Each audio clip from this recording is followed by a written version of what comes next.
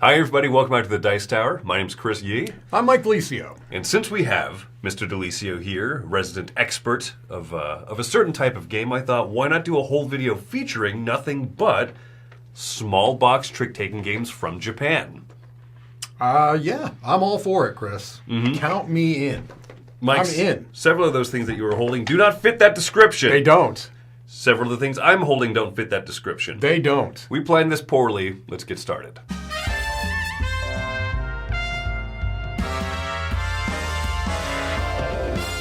All right, Chris, first up, let's start with Kiri-Ai the Duel, if I'm pronouncing it anywhere near close to correct. I believe so, yeah. A game from Japan, from Tokyo Game Market. Not a trick-taking game, though. No, it is Much to not. your disappointment. No, it's not a disappointment. And actually, this has been picked up by Lucky Duck, so this is going, this is the Lucky Duck edition here. Yes, yeah, picked up from Mugen Games, Right. who discovered it at Tokyo Game Market, and Lucky Duck is more widely distributing it, which I think is good. Correct, I agree, because this is a game I think should get a little more recognition out there. This is a two-player only, head-to-head battling game. And it's done strictly through a small deck of cards. And there are a few things that I think are unique about this game. Number one is that it gives a nice feeling of kind of like, in the idea of a head-to-head samurai duel, right? You have to be thinking about both offense and defense at the same time. And I think this game does a nice job of that because you have cards that are kind of double-sided on the same side, if that makes sense. You can turn them one way or another. But it's a pretty simple game where really what I think you're trying to do is that double-think thing. It's like, okay, based on the conditions that the game is in right now, I think that Chris is more likely to do this. So I'm going to play a card that would work well against that. Well, meanwhile, you're doing something very similar. I think this game does a very good job of evoking that kind of wonder, getting in the head of the other player. It is, I suppose you could call it under the idea of a rock, paper, scissors battling mechanism. Sure. And I'll be straightforward. I tend to dislike rock, paper, scissors battle mechanisms where we have that debate. I think that you're going to do this, so I'm going to play this card. You think that I think that you're going to think that, so that you play a different card. I think what kind of sells this game for me, though, is the fact that, well, first of all, I think the production's gorgeous. Sure. Comes in this little, cloth wrap. And I'm not one to get wowed with production, but it is noteworthy that I think it's fantastic. It is. But the game is painfully clever because you have to kind of set out, soft program out two cards. Right. And so you're talking about the fact that they're reversible. There's two sides to each. So you're debating with that, but then also which card do you have go off first and second, because we're going to simultaneously reveal the first card. Correct. Once I see that you have done a different maneuver than what I expected, those second cards are also locked in. Yes. I think that's the neat hook about this game. It's not just every turn, put out a card, flip it, oops. Yeah. Okay, next turn, put out a new card. You're kind of locked into two, and for some reason that makes me enjoy it more because I might have a leg up on you on that first card, and then that second one, you weren't expecting, this whole series to happen. Yeah, another little clever thing that it does is that basically each person has the same deck, right? So you know what your opponent has mostly. At the beginning of the game, there's these three special power cards. You each draft one and one's out of play. So you don't know exactly. You know 50-50 what the other player has with their power card, and otherwise they have the same deck as you. And I think that that's important because you're not getting caught up in too much of what could they possibly do? Well, they could probably do one of maybe four things, right? And so you're not mentally downloaded on that. So I like that aspect of the design as well. It's move forward, move back, move forward 2 steps. Right. Strike in the space you're in, strike 1 space ahead, strike 2 spaces ahead. Yeah. That's really it. And the fact... And the two little stances you can be in, too. Yes. I find that interesting because that is telegraphing some information. Yeah. So there is a little bit of information that the other person knows more than just they might hit me or not. Yeah. I think that this game is a really clever design, and while it's not in the type of genre that I tend to enjoy, it's lightning quick. Yes. Very small micro game type package. Correct. The quality of the cards, the quality of the packaging, all that stuff is great. Score-wise, I'm coming in at 7.5, which for me is higher than I expected before playing my first match of this. Right. I was certainly unsure of how I was going to feel. I had fun with it. In fact, we played this in a big tournament. We did. And it was kind of fun to see all the people come in and, what are we going to, how are we going to approach this differently? How do we play different people differently? I think it worked quite well. It works quite well. Chris, so much so that I have the exact same score as you, 7.5. An easy recommendation. And it's also not in the typical style of game that I love, but this just does a lot of things very well. So Kiri-Ai the Duel looks like it's a 7.5 for both of us. The next game we're talking about is a trick-taking game. This is called Potato Man. Now, this is brought back, reprinted by Mind's Vision, is the edition that I have. But there's also the Korean company Play T. Play T Games, yes. Play T Games has a really nice-looking new edition. They do, yeah. But if in North America, I think this is going to be the easier one to find. Sure. I'm excited about this because this is actually an old trick-taking game that's been around for a while and then been unavailable for, I think, even longer. Right. Yeah, when I first started to get back into trick-taking games, very often someone would be like, well, have you played Potato Man? And I'm like, no, I didn't really. Then I started doing a little research, and then I finally played it. And I have thoughts. I have thoughts as well. So this is what you would call in trick-taking games a must-not-follow suit, a must-not-follow type game, where there's 4 colors, red, blue, green, and yellow, typically if you're playing the 4 or 2-player count. Yeah. So if I lead, I'm going to play out a card. I want to have the highest card of the 4 played after all 4 players have put out a card, or 3 or whatever number of players you're playing with. If I lead with blue, and then it's Mike's turn, he must not play blue. Right. So he plays yellow.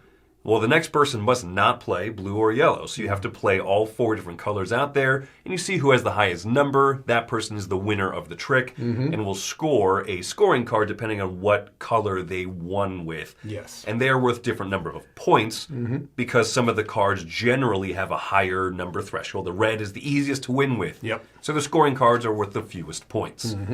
Yellow is the opposite. They're worth the most points. That's kind of the quick rundown of this. Mike, what are your thoughts finally getting around to playing this game that a lot of people recommend? I love it. I love it. And I think what I love about it is that while it is slightly different than what people might expect with that must not follow, a lot of people have never played a trick-taking game where it's must not follow. Typically they are you must follow the lead suit. But beyond that, it's a very, very simple and approachable game, right? The range of the numbers is it's so smart because you have very clear ideas on what risks you're taking by what cards you're playing, especially if you're leading a trick. Yeah. Because they place it right on those scorecards. They'll tell you the red cards are from 18 to, I can't remember if it's 11 or something along those lines, maybe even 9. And so you have to be careful of, what do I want to play out? And also, the round ends not when everyone has played all their cards. It could happen that way, but it usually doesn't. It usually happens that somebody just literally cannot play a card. I've seen it happen on the third play of the round, of the trick. It could happen, right?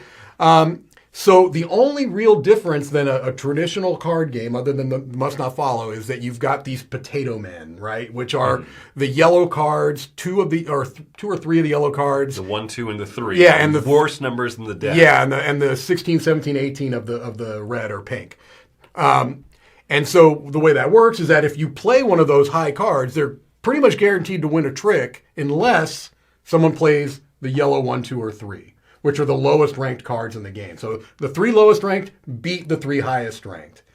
And so just that thing is interesting. If you're sitting with those a couple of those red cards, you're like, please somebody lead out a yellow before me so I can get rid, because I may get stuck with these and that's going to give another player 4 points. Yeah. So just these little kind of decisions, it just is so quick, so breezy, and I don't know, I've just really enjoyed playing this. There are trick-taking games that require a harder teach in order to find that rewarding, clever play. This one has an incredibly simple teach. Yes. This is one that you could play, I think, if you have not played a lot of trick-taking games. I agree. And it still has a lot of nice, rewarding depth. There's only a few scoring cards of each color, so once all 3 of the red scoring cards have been grabbed, if you win with a red card, which is not too hard to do, No. you could win one of those big potato sacks. Those are 4 or 5 points. They're 5, yeah. That's great. That's great, yeah. But also everyone else is thinking the same thing. Sure. So there's just a lot to do that is more clever than it seems off first blush. Right. I think this is a game that once you played a whole game of it, which is usually 1 hand per player, right? Yes. So if you're playing 4 players, 4 hands, that doesn't last too long, No. and you've gotten a good feel of it by then. And you likely will want to play it one more time, unless you Yeah. hated the experience. People also say this is a really good 2-player trick-taking game, and I would agree with that Sure. because I play one, my opponent plays a color. It's back to me. I have to play a third non-matching color, then you have to play the last one, and that tends to work well. Yeah, I don't know. Almost any player can. I haven't played it at 5. I've heard that one's... I don't know that I've played it at 5 either, actually. Yeah. Yeah. That one you have to think 4 is the repeat highest. one color. Yeah, 4 is fantastic. 2 through Yeah. 4 I think is great. Score-wise, I'm giving this one 8.5. I have a hard time saying almost anything wrong with it. It's I'm great. glad I have all mine written right here so you can see. I'm also an 8.5. It's excellent. I absolutely love this game, and I think the big thing is that, like you said, it's very simple to teach, and the more you play it, the more you see the little nuances that make it shine. There you go. That's Potato Man. All right, our next game here is Tricky Time Crisis, which is another must-not-follow game, so I guess I shouldn't have followed that, but Followed one with a Well, Mike. look... This is embarrassing. I'm an enigma. Tricky Time Crisis is a little bit more complex than Potato Man, which we just covered. And one of the most unique things I think about this game is that one player in the trick is going to be playing as the bad guy, right? Dr. Tricky Time. Dr. Tricky Time. And the other players are going to be heroes. And that's going to change throughout the round. Maybe this turn Chris is the bad guy. Maybe next turn I am. It's just based on a suit of a card, right? And what you're trying to do if you're the bad guy is have a higher value than the combined value of the heroes. Yeah, it's interesting because as you mentioned, it's a must not follow. So you lead green hero, someone plays Right. yellow hero. I can play purple, the villain card, and be like, ooh, so far those 2 cards you played are pretty low. I Right. think I can beat it with this purple. And then the last person plays their red card, and it's a really high one. Yeah. Oh, the collective hero's sum beats my purple card. Right. That's a really interesting thing. And like as you mentioned, it's not one player is the villain the whole game. time. Yeah. Yeah, they're just kind of mixed in. So next round you might play the villain purple suit. Right. It's a fun shifting dynamic. It is. It's neat. And it almost creates a sense of semi-cooperative.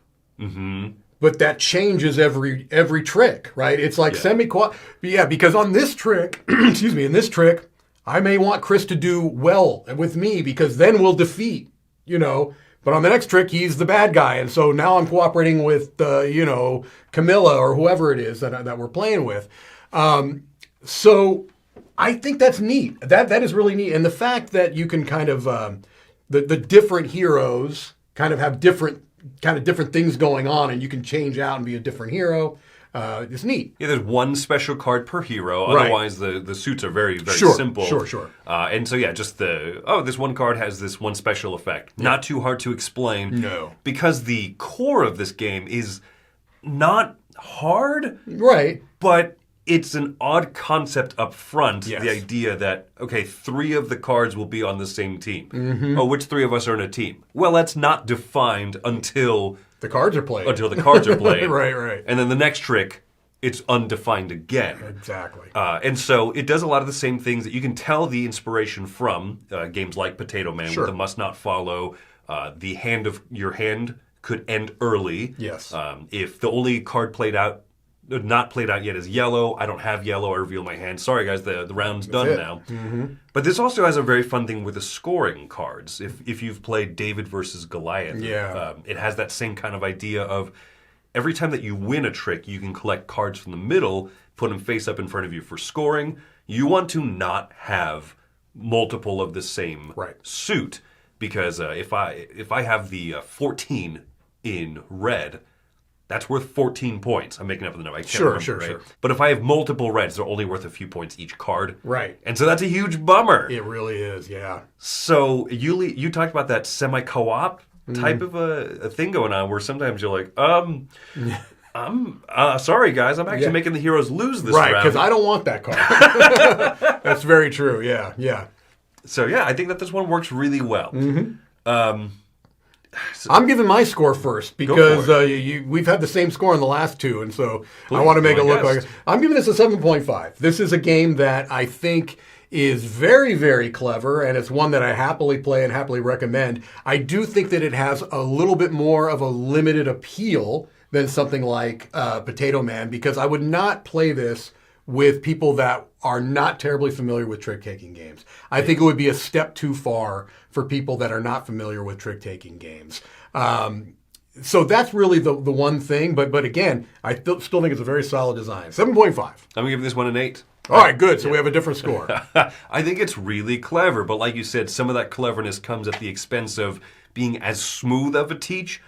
But if you want something that's different. Yeah. This is certainly different. I think it shines for that. So an 8 out of 10, a very good score, and a 7.5. So Tricky Time Crisis getting a seal of approval.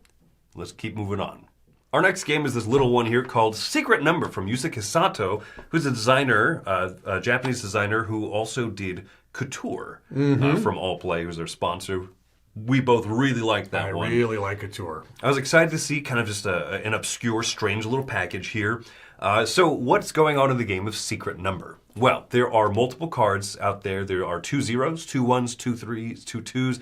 Depending on player count, everyone is dealt 2 cards in secret. There are 2 cards face down in the middle of the table in secret. Everyone is then going to reveal a little bit of information about the cards they have in their hand by either adding or subtracting or dividing or multiplying them. Everyone looks around at the little bit of information given and is going to maybe guess what those face-down cards are those numbers are in the middle of the table. After the first round is done, players will then reveal a little bit more information about the cards. Perhaps reveal what arithmetic function they used, or just straight up reveal one of their cards. Everyone looks around, does some deduction again, can wager on what cards they think are the leftover face-down ones on the table. And in the third round of time, you reveal that last bit of information you didn't reveal before, and then everyone's throwing down the cards as fast as they can. You reveal the cards, and you score points depending if you were the first to guess numbers correctly and how early in the round sequence you guessed them. If that sounds like a strange game, that's because this one is an oddball game for sure. It's very odd. Yeah. Very odd, yeah. So the question is, sometimes oddball games are really fun. Yeah. And sometimes they just don't quite work. Where do you sit on this one, Mike? Didn't work. Did not work for me. There's a couple of things. One is personal, and one is, I think, a design flaw, in my opinion. The personal aspect of it is that when I enjoy deduction games, they almost never involve numbers. Okay. Whether it's how my brain works or not, it probably is. Those games tend to feel more like work to me than an enjoyable experience. And this was definitely one where that was the case, where I felt frustrated more often than I felt like I was having fun. So that's a personal thing that may not apply to 90% of the population, but it applies to me, and so I'm mentioning it in case you're somebody that also has struggled with things like Turing Machine or games that are deduction based around solely numbers. What about if you add a real-time aspect where you're trying to race slamming cards down? No. Does that make it better? That does not make it better. It does not make it better a little bit. And then the design flaw, I think that really drops it down for me, is that this really could be a game that somebody wins because they guess. Straight up. They guess. They happen to guess right blind. There's not that wide of a range of numbers to choose from. They win the game because they put down an 8 at the beginning of the, they were the first one to put down an 8. It could happen, right? And it may not even, it could be accidental. They may think that they're doing deduction and they weren't even on the right track at all. But they're like, 8, just because they had something wrong, but it turned out to be right. That doesn't feel satisfying to the person who wins, and it certainly doesn't feel satisfying to the other people if that person mentions it, which they're going to do. Like, oh my gosh, I didn't even understand how this was working, but I put an 8 down. Right? Oh, man. That's a problem. It didn't work for me. I had a lot more fun with this game than you did, but it is flawed. Mm-hmm. There are certainly issues with it. One is I don't consider it as big of an issue that you could just guess because there is a small penalty to guessing incorrectly. That's true. And if you guess incorrectly, the next player who put down a card, maybe right behind you, they thought about it for a second. They're like, well, it's still a guess, but an educated guess. I'm going to throw this card down. They still get the first correct guess bonus. However, this game doesn't scale very well. At 3 players, you use numbers 0s, 1s, 2s, and 3s.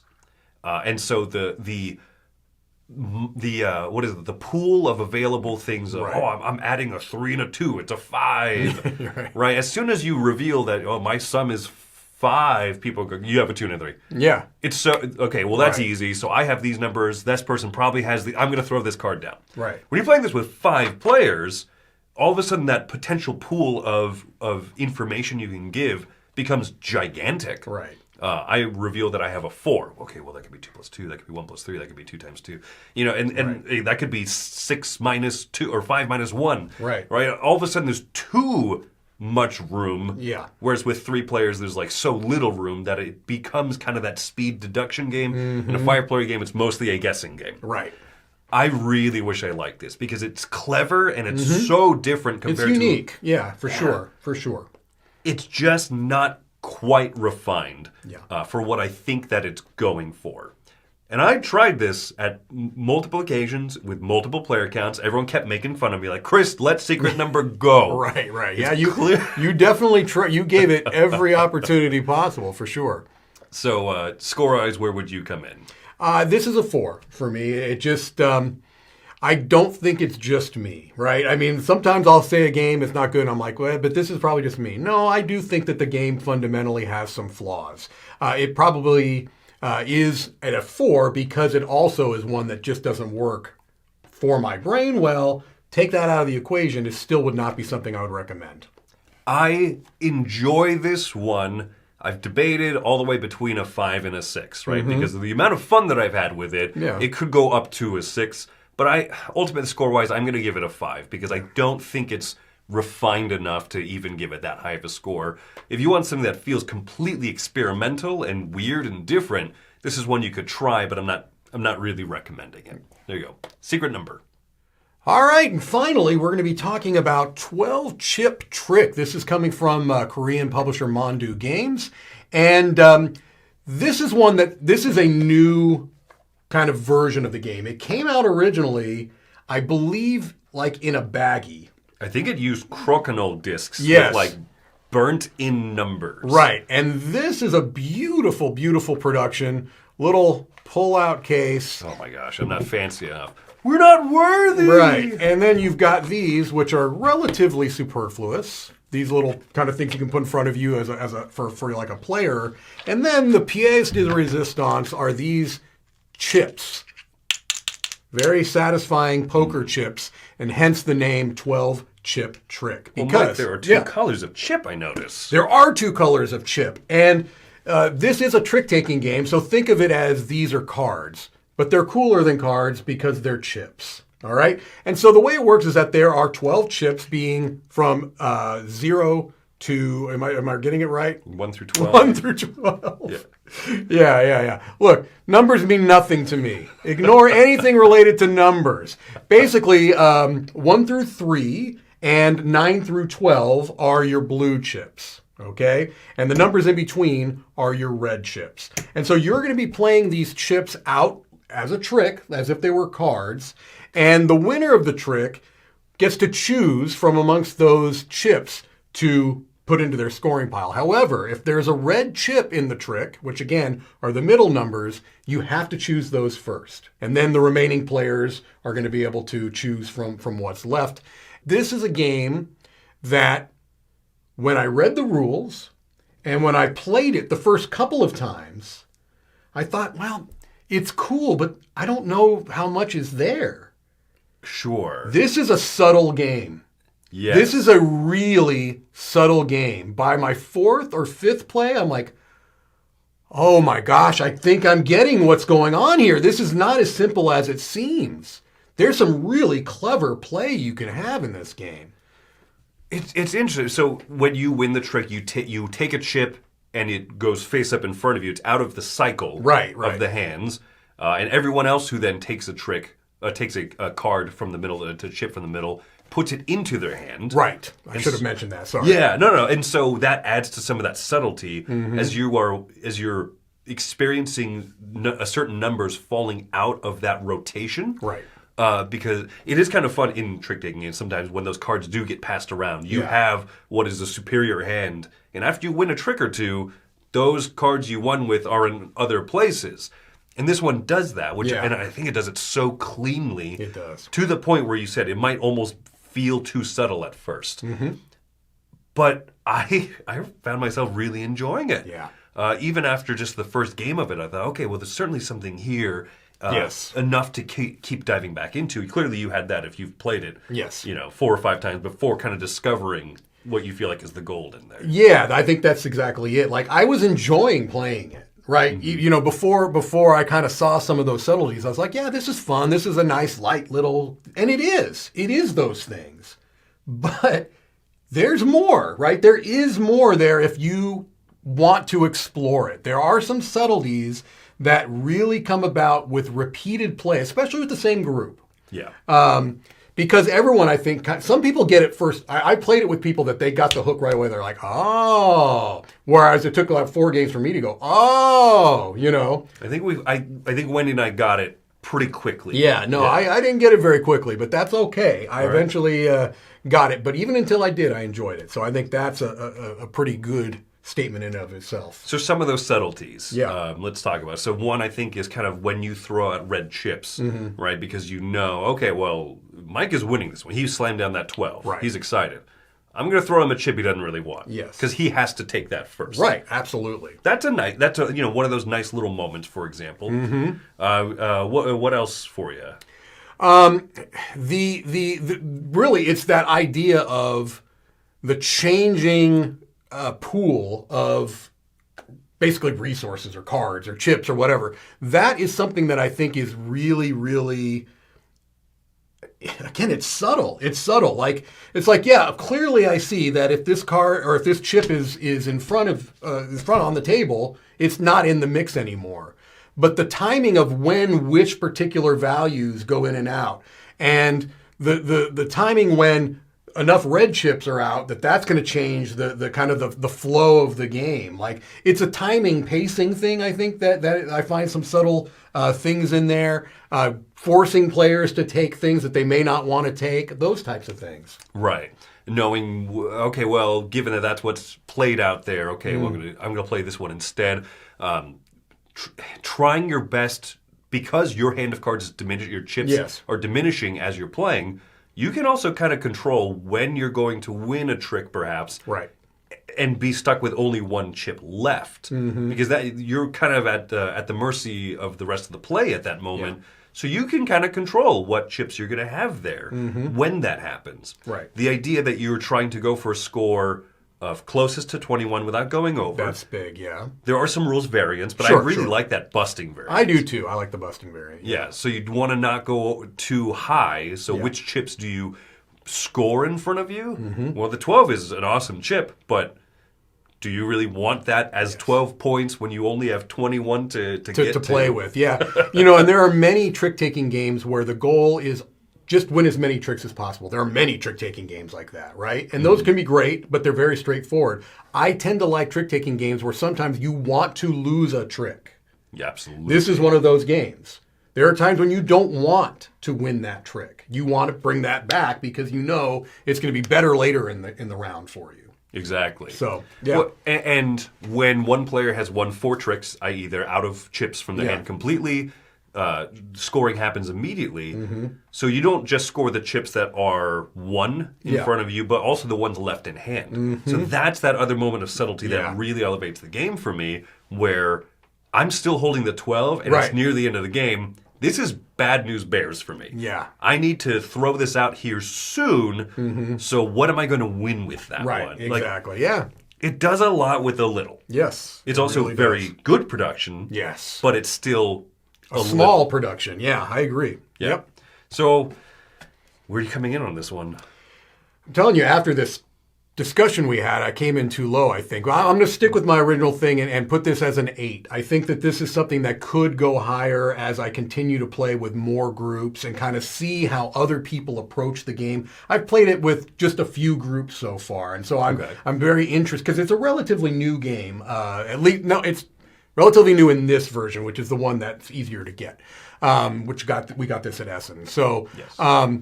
I want to see how this plays with other groups, and that could. I don't think it's going to ever diminish. I think it can only go higher for me. For me, I'm giving this an 8.5, and in part of that, I think, have you played this with 2 people? I've never played it as 2. Oh wait, no, I played it with Bruce at 2. Yes, I have played it at 2. Yeah, I really think the 2-player mode is fun. It is cool. Yeah, you've got basically a dummy player on the side. Yeah. They just have 4 chips mixed up. You get to see what color, the color order they're going to play in, so you know reds versus blues coming up. And so, yes, playing against the dummy player maybe not as satisfying, but the fact that the dummy player still gives you information off of which to kind of play off of. I did enjoy the 2. Yeah, I did. That, for me, is what elevates this from just neat micro game to something that I definitely want to keep in my collection. Yeah. So an 8.5, I think Wendy and I had a lot of fun playing this with 2. I like playing this with groups. This is wonderful. Yeah. So there you go. Fantastic production and a great score for 12-chip trick.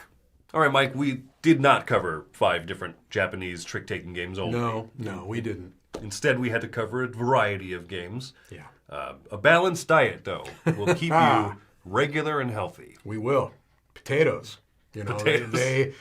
Chips. Chips, yes. Secret numbers. Secret numbers, samurai swords, all part of a balanced diet. All part of the mystery meat sausage. Well, there you go, folks. Hope that this was a good, helpful little series of reviews. If nothing else, Mike and I had fun together. Indeed. Thanks for coming on down. My name is Chris Yi. I'm Mike DiLisio. We'll see you at the trick-taking table. That's the one. That's for you, Taylor.